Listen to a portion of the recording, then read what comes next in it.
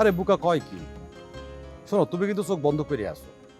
যেদিন ওই দুদক তোমার দরজায় এসে টক টক করে বলবে চলেন ম্যাডাম জেলখানাতে একটু ঘুরে আসি, সেদিন তুমি টের পাবা। জীবনেও এটা হবে না, কারণ আমি কোনো দুর্নীতি করি না। আরে তুমি দুর্নীতি না করলে কি হবি? হ্যাঁ, তোমার দলের লোকজন তো করতেছে, তোমার সাথে লোকজন করতেছে।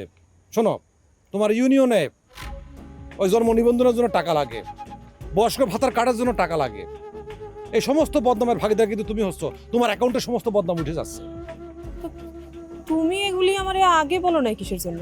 আরে আগে তো আমি চাইতাম এটা আরো হোক, তোমার আরো বদনাম হোক, তুমি আরো খারাপ কাজ করো, তাহলে পরে আমি নেক্সট ইলেকশনে আবার চেয়ারম্যান হয়ে যেতে পারবো। আর এখন? এখন তো আর তুমি সামনে নির্বাচন করতেছো না। দেখো, আমি কিন্তু তোমার এখনো পুরো কথা দেই নাই যে আমি নির্বাচন করব না। ওমা তুমি কি বলতেছো? কালকে রাইতে যে গান বাজনা শেষে ঘরে গেলাম, ঘরে যাওয়ার পর তুমি আমাকে বললে যে তুমি আমার উপর জিদ করে ইলেকশন করেছিলে। বলনি? অবশ্যই সত্য। তুমি আগে আমাকে খুবই অপমান করতে। আমি জমিদারের মেয়ে, আমি এসব কিছু বুঝি না, তুমি সব কিছু বোঝো, তুমি ইউনিয়ন চালাও।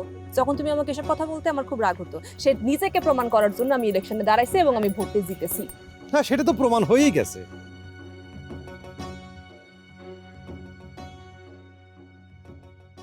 কিরে রেন্টু, এই সিমেন্ট টিমেন্ট নিয়ে কোনো যাচ্ছিস? এটা সিমেন্ট না তো, এটা ইটের খোয়া। খোয়া দিয়ে কি করবি? এই ইটের খোয়া দিয়ে সামনে একটা রাস্তার বড় গর্ত হয়েছে, সেই গর্তটা বুঝাবো। ভালো মানুষ, ঠিক আছে যা। আসি।